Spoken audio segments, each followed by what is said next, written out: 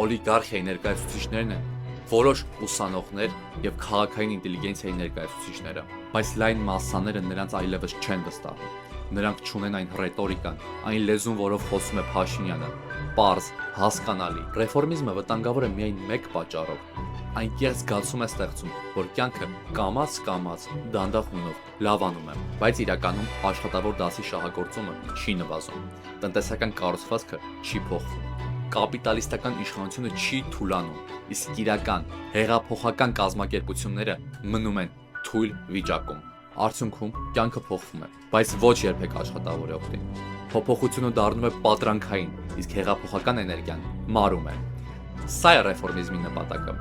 Ոչ թե աշխատավորին օգնելը, այլ աշխատավորին քնեցնելը,